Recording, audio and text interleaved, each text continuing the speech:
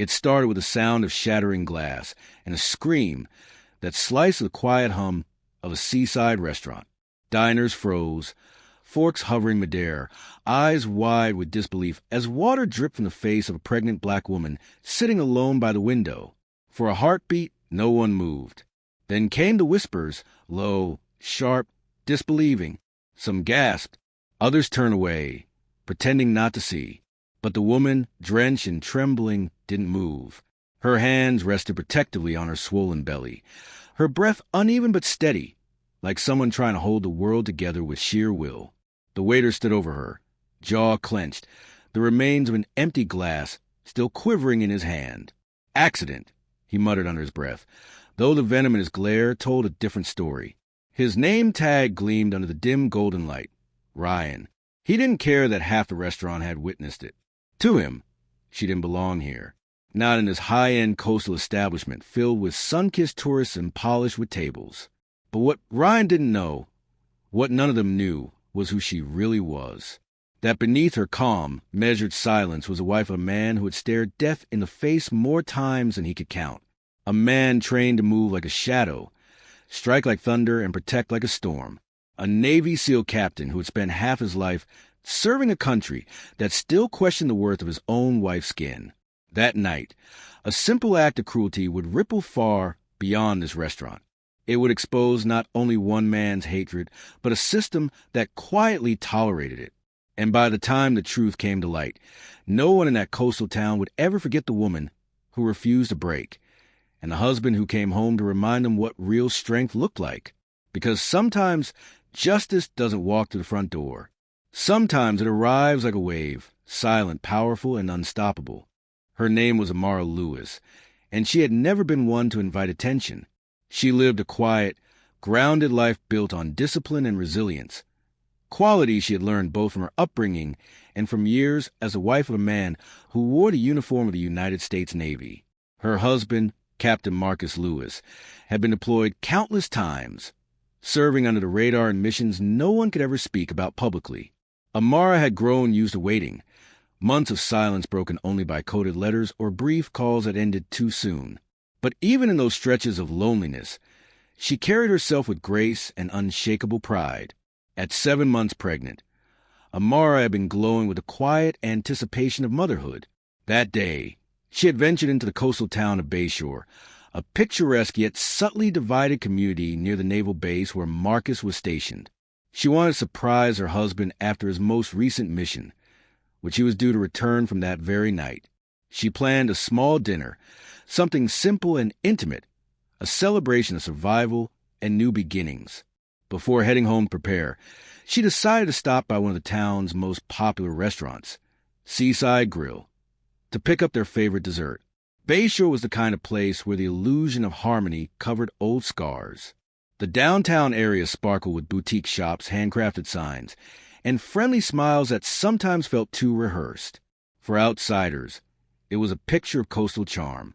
For locals, especially those with darker skin, it was a different story.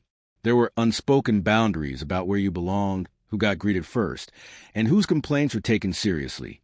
Amira had felt it before, though she had long learned to navigate it with quiet dignity. When she walked into Seaside Grill that afternoon, she was dressed in a soft cream maternity dress, her hair tied neatly, her wedding ring glinting under the warm light. The hostess greeted her with a polite smile that faltered for a moment before she led Amira to a table near the window. Amira had asked to sit while waiting for her takeout order. Her back ached from walking, and the baby had been kicking relentlessly all morning. The restaurant was half full, filled with laughter and the clinking of wine glasses. Behind the bar, the waiter, Ryan, was moving briskly between tables. He was in his late 20s, lean, with a practiced smile that changed depending on who sat in front of him. When his eyes landed on Amira, something in his expression hardened. He watched her for a long second, jaw tightening, before muttering something under his breath to another waiter. The other man glanced uneasily at Amira, then turned away. Amira, used to such stares, ignored him. She placed her hand gently on her belly and smiled faintly at the rhythmic movements inside. She had been through far worse in her life. Patronizing comments, subtle dismissals, people assuming she was out of place. None of that could shake her now. She was focused on her baby, her husband's return, and the peaceful life they were building together. But Ryan couldn't let it go. Each time he passed her table, his eyes flicked toward her, as if daring her to notice the disdain behind his forced professionalism. A group of tourists entered, a white family laughing loudly, and he rushed to greet them with charm and ease. When they were seated, he walked past Amira again, this time intentionally knocking her napkin off the table. Still, she said nothing. Silence, for her, was not weakness. It was control. But to men like Ryan, that silence was an invitation, a permission he didn't deserve. In a town like Bayshore, people like him were rarely challenged. He'd grown up hearing certain jokes, seeing certain looks exchanged when outsiders came to their part of town.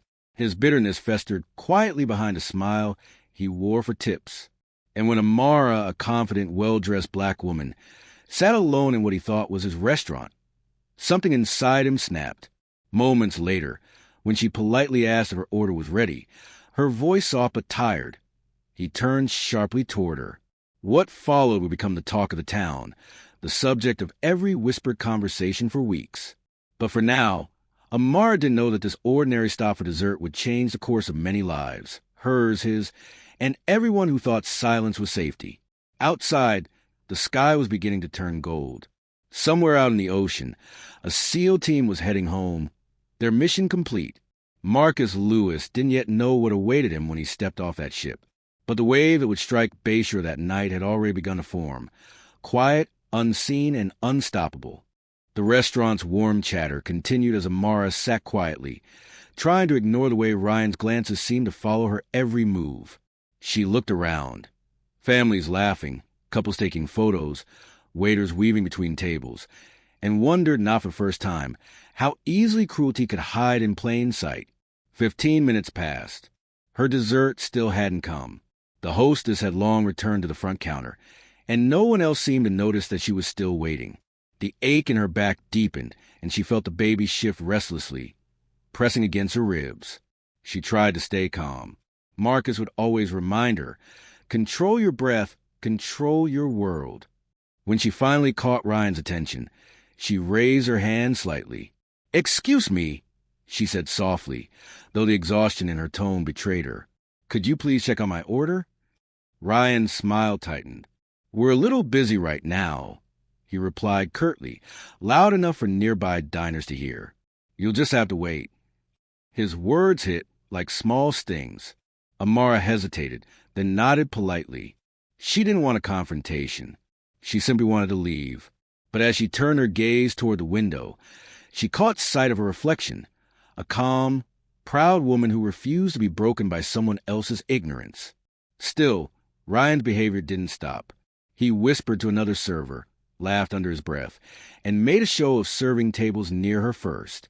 The couple next to her table, an older pair dressed in expensive resort wear, looked over with a mix of discomfort and curiosity, but neither said a word.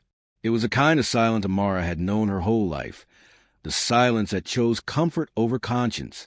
By the time Ryan finally brought her dessert to the counter, nearly half an hour had passed. Amara rose carefully, one hand on the table for support, and approached to pay. She thanked the cashier, handed over a card, and stood waiting for the transaction to complete. Ryan stood behind the counter now, pretending to wipe glasses. She could feel his eyes burning into her back. Then, without warning, she heard it, the harsh scrape of glass being set down, followed by a splash that struck her across the face. The cold water soaked her hair, her dress, her skin. She gasped as the icy shock hit her belly. The restaurant fell silent.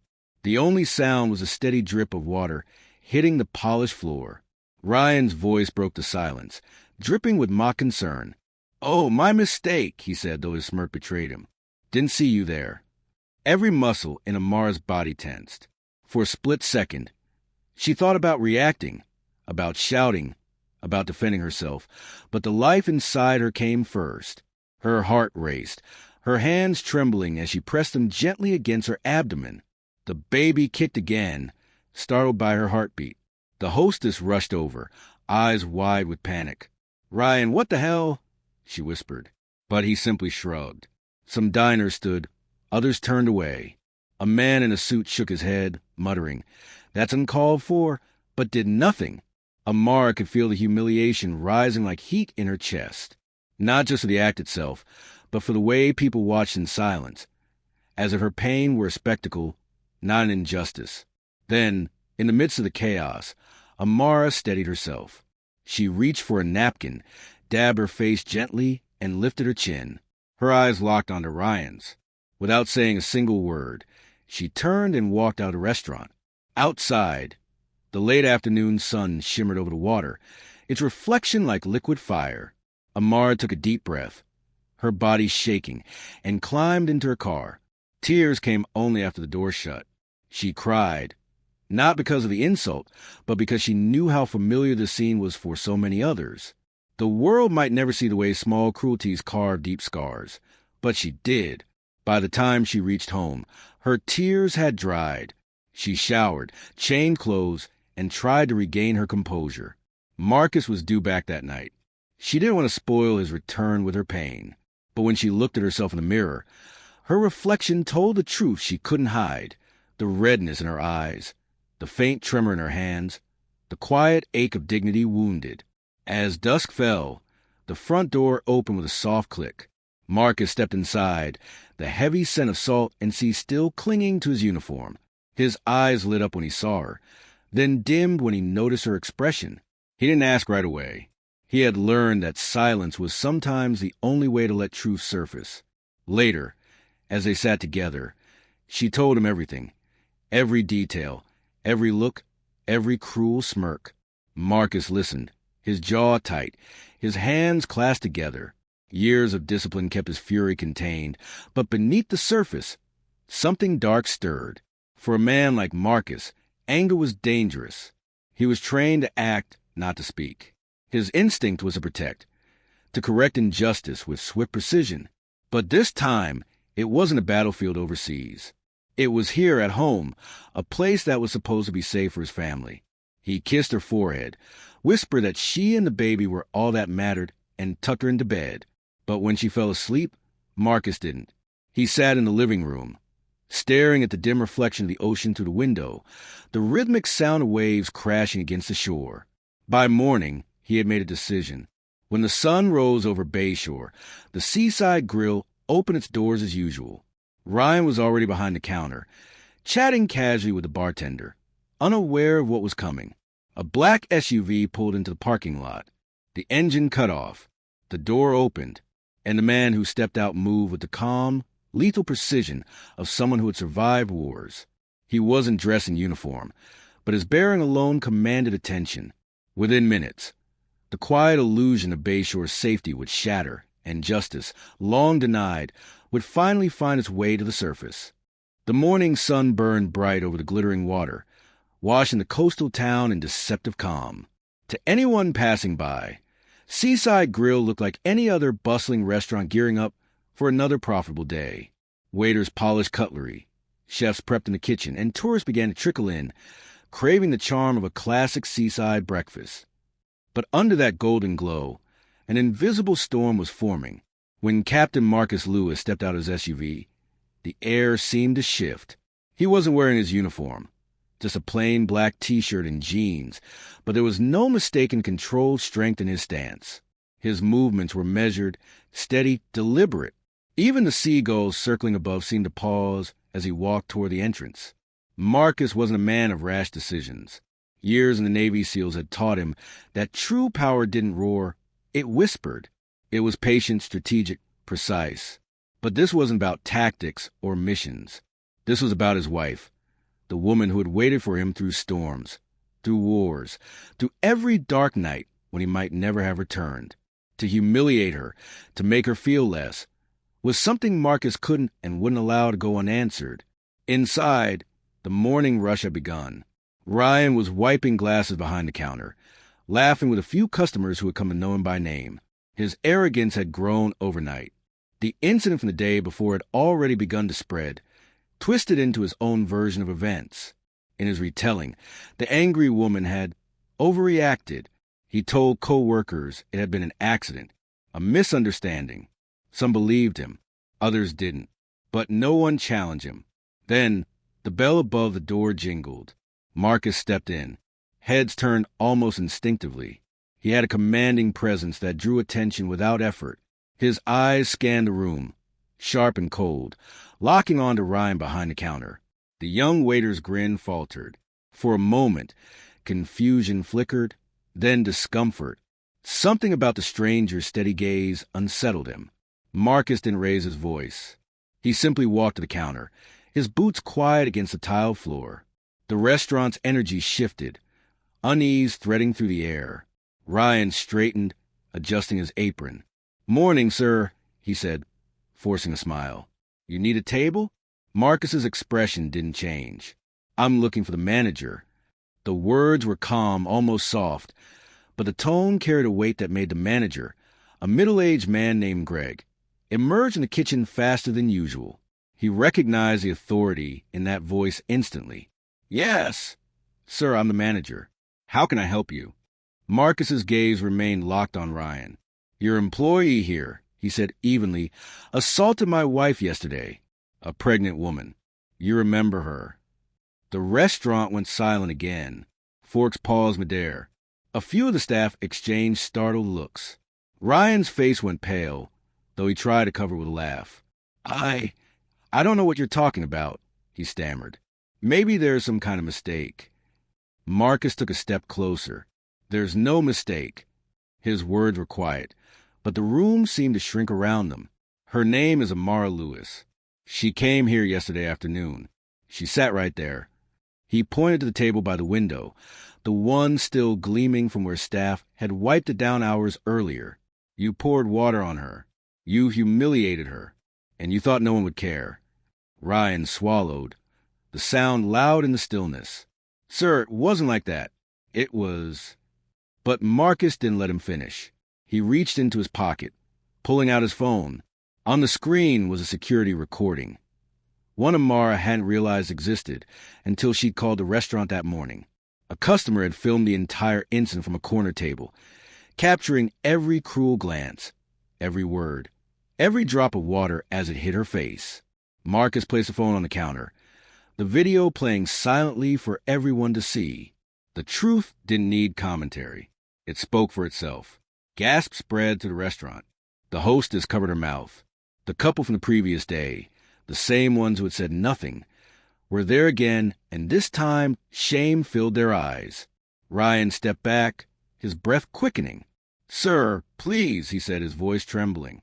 "It was just—" Marcus leaned in, his eyes steady, his voice almost a whisper. "You thought she was just another black woman you could disrespect and walk away from. You thought your actions would disappear when no one was watching. But I've seen men like you before. On the battlefield, they're the ones who break first." Greg, the manager, finally spoke, his voice cracking. "Captain Lewis, wait, Captain. Sir, we didn't know who she was." Marcus turned his gaze toward him, sharp as glass. "You didn't need to know who she was to treat her with decency.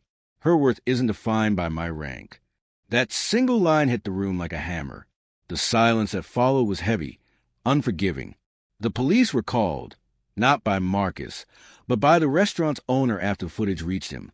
Ryan was suspended on the spot. The news traveled quickly through Bayshore. By afternoon, the video had spread online, igniting outrage across social media. Hashtags formed, stories shared, comments flooded in. People who had stayed silent yesterday now found their voices. Marcus didn't wait for apologies. He didn't need them. As he turned to leave, he caught sight of the same table where his wife had sat. The sun poured through the window, and for a fleeting moment, he saw her reflection there, strong, calm, unbroken. Outside, he stood by the ocean, the salty wind cutting across his face. The mission was over. The enemy this time wasn't a man with a weapon. It was a mindset, centuries old and endlessly recycled. He called Amira. She answered softly, her voice still tinged with pain. "It's done," he said. "You don't have to carry this alone anymore." As the tide rolled in behind him, Marcus knew the battle wasn't just about one waiter or one restaurant. It was about the deep current of hate still running through everyday life. But in that moment, standing under the vast blue sky. He also knew something else. Every act of courage, no matter how small, sends ripples that reach further than anyone expects. The fallout in Bayshore came faster than anyone expected. By the end of that week, the story had traveled far beyond the quiet coastal town. News outlets picked it up on the headlines that read, "Pregnant black woman assaulted by waiter. Turns out she's married to Navy SEAL captain." But even those headlines barely scratched the surface of what the event truly meant. For Amira, the days that followed were heavy, filled with conflicting emotions. She hadn't wanted fame or outrage. She had only wanted respect, decency, and peace. Yet suddenly, she was the center of a storm she never asked for. Messages poured in from strangers across the country, some offering love and solidarity, others attempting to minimize what had happened. She read each one carefully, realizing that her pain had awakened something far larger than a single act of discrimination. Marcus, meanwhile, stayed grounded beside her. He'd seen the world at its worst, on battlefields where life and death decisions were made in seconds. But this was different. This was a wound inflicted not by war, but by indifference, the kind that seeps into communities until cruelty feels normal. He watched as reporters camped near their driveway, waiting for statements, for anger, for tears. But Amira refused to be portrayed as a victim. She spoke calmly, deliberately, every word carrying the strength of generations before her. "This isn't just about me," she said in one interview, sitting with her hands gently cradling her belly. "This is about every black woman who's ever been disrespected, dismissed, or dehumanized for simply existing. My husband's uniform didn't make me worthy of dignity. I already was." Her words spread across social media like wildfire. Military families began speaking out. Fellow Navy officers reached out to Marcus privately, offering support. Some even admitted they had seen or experienced subtle forms of bias within the very system they served. The story, which had begun as an isolated act of racism, evolved into a nationwide conversation about humanity, empathy, and the quiet endurance of those who live with prejudice every day. Back in Bayshore, the seaside grill struggled to recover. Protesters gathered outside for weeks, holding signs that read, "Respect is not selective and silence feeds hate." The owner released a public apology and announced mandatory racial sensitivity and equity training for all staff. Ryan, the waiter who had thrown the glass of water, was terminated permanently. But the consequence that hit him hardest wasn't unemployment. It was exposure. He had become the face of the ugliness he'd tried to hide behind charm and excuses. His friends distanced themselves. His name became synonymous with the kind of hate no one wanted to admit still existed. Meanwhile, Amira found herself navigating a new kind of healing. She joined community groups that advocated for racial justice and began speaking at events, not as a victim, but as a voice for change.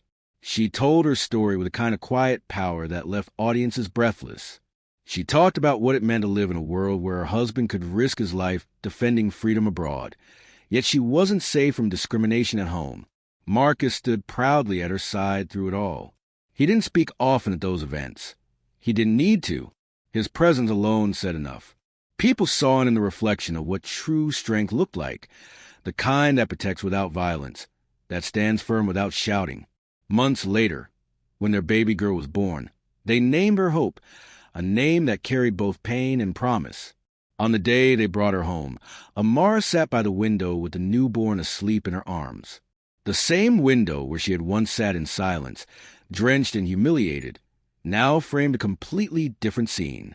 The sunlight spilled over her face, soft and golden, as she whispered, "You will grow up knowing your worth before the world ever questions it." Life slowly settled into something peaceful again. Bayshore changed, too. The restaurant reopened under new management, now employing a diverse staff that reflected the very community it once alienated.